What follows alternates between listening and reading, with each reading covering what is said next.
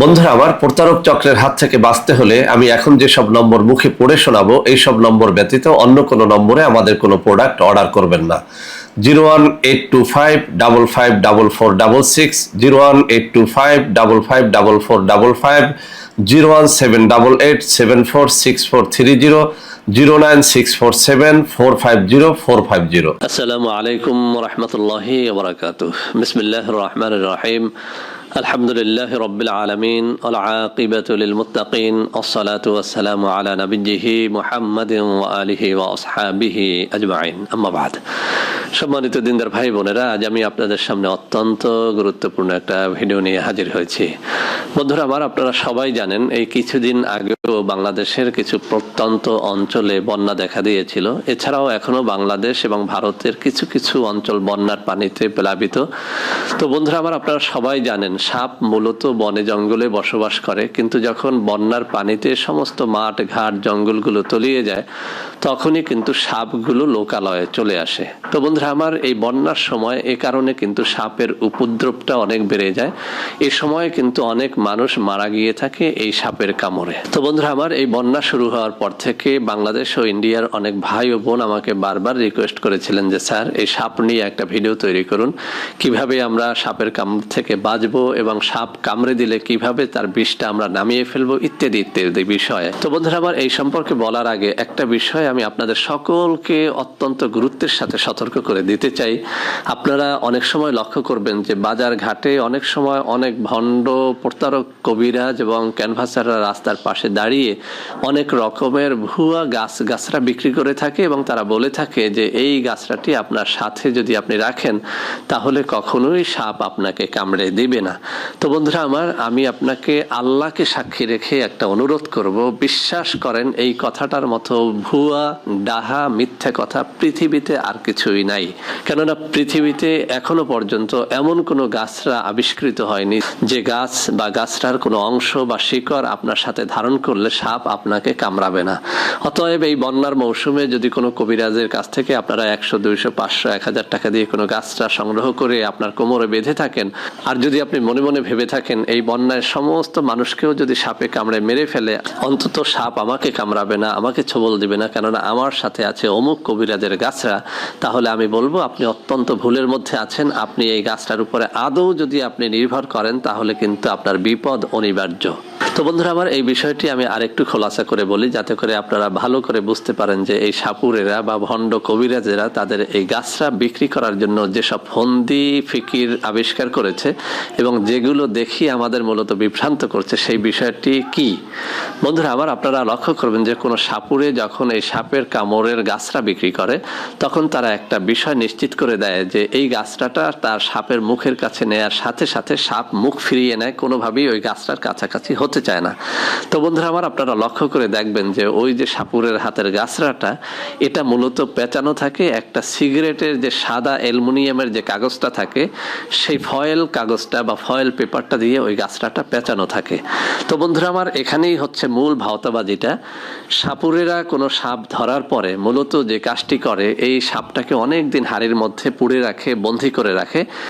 এরপরে ওই সাপটাকে ধরে বিষ দাঁত ভেঙে দেওয়া হয় যাতে ওই সাপ আর কখনোই তাকে ছোবল দিলে কোনো বিষ তাকে আক্রান্ত না করতে পারে, এবং ওই সাপের মুখের ভিতরে কোনো লোহা গরম করে তারপরে ছ্যাঁকা দেওয়া হয়। তো বন্ধুরা আমার, যে সাপের মুখে একবার কোনো লোহা বা স্টিল গরম করে ছ্যাঁকা দেওয়া হয় ওই সাপ এতটা ভয় পেয়ে যায় যে পরবর্তীতে সে লোহার মতো স্টিলের মতো কোনো কিছু দেখলেই সে কিন্তু ভয় পেয়ে যায়।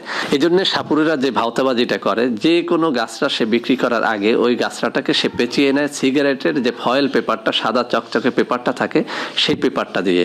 আর সাপের কাছে যখন ওই গাছটা ধরা হয় তখন সাপ মনে করে আবারও তার মুখে ছ্যাঁকা দেওয়া হবে, এ কারণে সাপ মুখ ফিরিয়ে নেয়, সে ভয় পেয়ে যায়। তো বন্ধুরা আমার, এটা দেখে অবুঝ মানুষেরা ওই সাপুরের খপ্পরে পড়ে যায়, ওই ভাওতাবাজ কবিরাজের খপ্পরে পড়ে ওই গাছটা কিনতে শুরু করে এবং গাছটাকে কোমরে বা হাতে ধারণ করে। মনে মনে ভাবে যে এই গাছটা ধারণ করা অবস্থায় সাপ আমার ঘরে বাসা বাঁধবে না বা সাপ আমাকে কখনোই কামড়াবে না। তো বন্ধুরা আমার, এবার আসি যে আসলে সাপ যদি আপনাকে সত্যিকার অর্থে বন্যার মৌসুমে অথবা অন্য যে কোনো মৌসুমে কামড়ে ধরে দেয়, তাহলে আপনি কি করবেন? বন্ধুরা আমার, প্রথম যে কাজটি করবেন সেটি হচ্ছে আপনার মুখের লালা, এটা আপনি যেখানে সাপ কামড়াবে তার আশেপাশে দিয়ে আপনি এভাবে একটা বান দিয়ে দেবেন। মুখের লালা দিয়ে এভাবে একটা বান দিয়ে দেবেন। বন্ধুরা আমার, অনেক কবিরাজকে আমরা দেখেছি বিভিন্ন রকমের ভাওতা বাজি গাছরা দিয়ে বানটা দিতে বলে, কিন্তু বন্ধুরা আমার, আমি একটা কথা বলি, আল্লাহ রসুল সাল্লাল্লাহু আলাইহি ওয়াসাল্লাম বলেছেন, সুরুল মুমিনে শিফাউন, অর্থাৎ মানুষের মুখের লালার মধ্যে রয়েছে শিফা, মুমিনের মুখের লালার মধ্যে রয়েছে শিফা।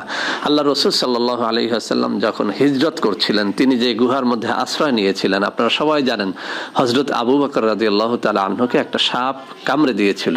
হযরত আবু বকর রাদিয়াল্লাহু তাআলা আনহুর চোখের পানিতে আল্লাহ রসুল সাল্লাল্লাহু আলাইহি ওয়াসাল্লামের ঘুম ভেঙে গিয়েছিল এবং আল্লাহ রসুল সাল্লাল্লাহু আলাইহি ওয়াসাল্লাম উঠে দেখলেন যে সাপের কামড়ে তার সমস্ত শরীর একদম বিষাক্ত নীল বর্ণের হয়ে গেছে। তখন কিন্তু আল্লাহ রসুল সাল্লাল্লাহু আলাইহি ওয়াসাল্লাম তার মুখের লালা থেকে ওই সাপের কামড়ানোর স্থানটা একটুখানি ঘষে দিয়েছিলেন, যে কারণে তিনি সুস্থ হয়ে গিয়েছিলেন। তো বন্ধুরা আমার, আমি এই ঘটনা দিয়ে আমি এটা বোঝাতে চাই না যে আপনার মুখের লালা দেওয়ার সাথে সাথে আপনার রোগী সুস্থ হয়ে যাবে। আমি যেটা বলতে চাই সেটা হচ্ছে আপনার সাপের বিষটা যাতে উপরে না উঠতে পারে, সেই জন্য আপনি মুখের লালা নিয়ে আপনি একটা এভাবে হাতের আঙ্গুলে দিয়ে সুন্দর করে বান দিয়ে নেবেন এবং সেই সাথে আপনি একটা সুতা দিয়ে অথবা একটা গামছা দিয়ে সুন্দর করে যেখানে হাতে কামড়ে দিয়েছে বা পায়ে কামড়ে দিয়েছে সেখান থেকে 4 থেকে 6 আঙ্গুল দূরত্বে আপনি একটা সুন্দর বান নিয়ে দেবেন। এই বানটা দেওয়ার অর্থটা হচ্ছে এই, যেখানে সাপ কামড়ে দিয়েছে ওই বিষটা যাতে গড়িয়ে আপনার শরীরের অন্য অংশে এটা প্রবাহিত না হতে পারে, কেননা আপনারা সবাই জানেন সাপের এই বিষটা যদি একদম সমস্ত শরীরে ছড়িয়ে পড়ে, মাথায় উঠে যায়, তাহলে কিন্তু রোগীকে কেউ বাঁচাতে পারে না। তো বন্ধুরা আমার, এছাড়া যে সমস্ত গাছগাছরা দিয়ে বান দেওয়ার কথা বলা হয়ে থাকে, বিশ্বাস করেন এই একটা গাছেরও কোনো কার্যকারিতা নাই। আমি অনেকগুলো ভিডিওর মধ্যে দেখেছি কোনো কচুর লতি বা কোনো গাছের কষ দিয়ে এভাবে বান দিতে বলা হয়ে থাকে।